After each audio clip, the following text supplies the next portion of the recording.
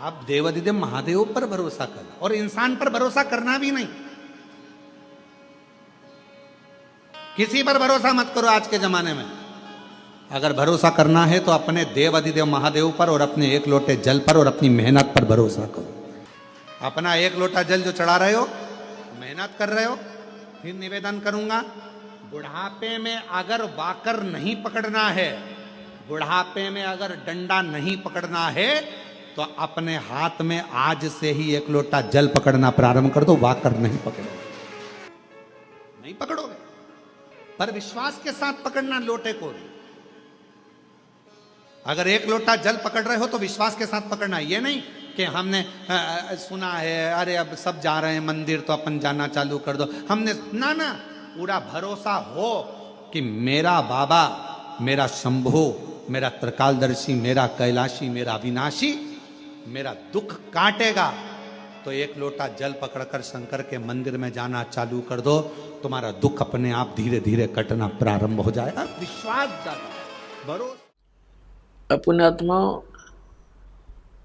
आप जिस ज्ञान से वंचित हो, जिस कारण से सारा दिन हम इस संसारी क्रिया में ही अपना पूरा जीवन व्यर्थ करके चले जाते हैं। वृद्ध अवस्था आती है, फिर रोते हैं, कभी गोड्डे दुख है, कभी आंखों से नहीं दिखता, कभी दांत कंडम हो गए और कभी अन्य रोगों से ग्रस्त हो जाता बुढ़ापे में। फिर उसको अपने पिछले जीवन की वो झलकें याद आती हैं और बैठा बैठा रोता है। सारा जीवन में जो धन जोड़ता है, जिन परिवार के लिए, पोषण के लिए सारा जीवन लगा रहता है, उनमें से कोई बच्चा ही मर जाता है, कोई बेटी विधवा हो जाती है, पुत्री ही मर जाती है, पत्नी मर जाती है, पूरे परिवार के सदस्य ही मर जाते हैं, बूढ़ा एकला रोने को रह जाता है। एक तो वृद्धावस्था, ऊपर से ये कैर टूट गया। तो परमात्मा बताते हैं कि ये बुढ़ापा और ये मृत्यु, ये हमें कतई नहीं अच्छी लगती, और दोनों कंपलसरी यहाँ पर। तो ये रहने का स्थान है।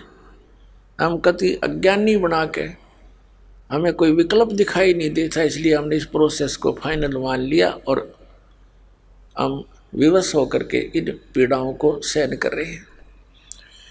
अब परमात्मा ने आके बताया कि वहाँ सतलोक के अंदर ये जरा और मरण नहीं है, वहाँ वृद्ध अवस्था नहीं, ना मृत्यु बता।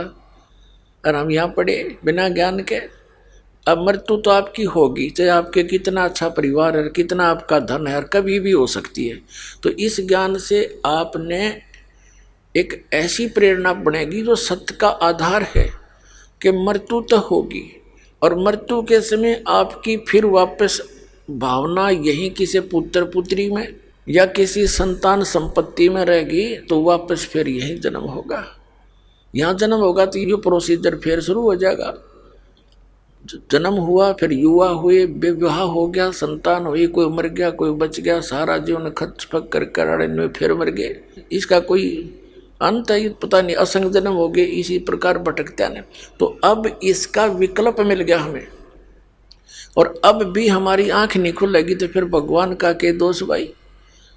खुद आते हैं सतलोक से चलकर, जूते खाते हैं, गाली खाते हैं, पत्थर मारते हैं हम, इस भांग पी कर काल की नकली झूठे गुरुओं को सच्चा मानकर उस परमात्मा के पीछे पड़ जाते हैं। 600 वर्ष पहले जो दाता के साथ बदतमीजियां हमने की, अब उनको सुन और पढ़कर आंखों से रोना आता है, और वो हमारे लिए भटक रहा है क्योंकि हम उसके बच्चे हैं।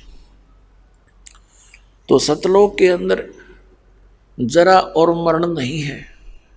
तो यहाँ अर्जुन ने पूछा कि 7वें अध्याय के 29वें श्लोक में आपने बताया कि जो मेरे इस ज्ञान को आश्रय बनाकर तत्वदर्शी संत की खोज कर लेता है, जो 4थे अध्याय के 32वें श्लोक में कहा है कि अर्जुन तो उस तत्व ज्ञान को जो 4थे अध्याय के 32वें श्लोक में गीता जी में जिसके विषय में कहा कि सच्चिदानंद घन ब्रह्म अपने मुख कमल से वो तत्व ज्ञान बोलकर सुनाता है, और उस तत्व ज्ञान के अंदर आध्यात्मिक मार्ग यज्ञों की जानकारी बहुत विस्तार के साथ लिखी होती है, वो तत्व ज्ञान है।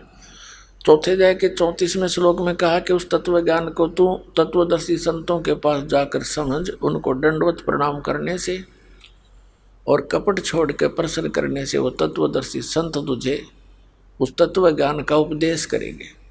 तो यहाँ कहा कि मेरे इस ज्ञान को आधार आश्रय बनाकर 7वें अध्याय के 29वें श्लोक में, जो केवल जरा और मरण से छूटने का ही प्रयत्न करते हैं, जरा मरण मोक्षाय यतन्ति ते, जो जरा और मरण के छूटने के लिए प्रयत्न करते हैं, उसके मोक्ष के लिए, वे तत्ब्रह्म विदु, ब्रह्म तत्व विदु, वो उस परमात्मा से परिचित हो चुके हैं, तत्ब्रह्म।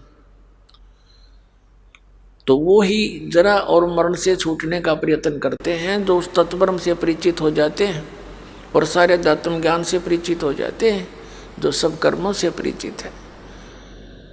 तो अर्जुन ने 8वें अध्याय के प्रथम मंत्र में पूछा, फिर किम तत्ब्रह्म, वो तत्ब्रह्म क्या है?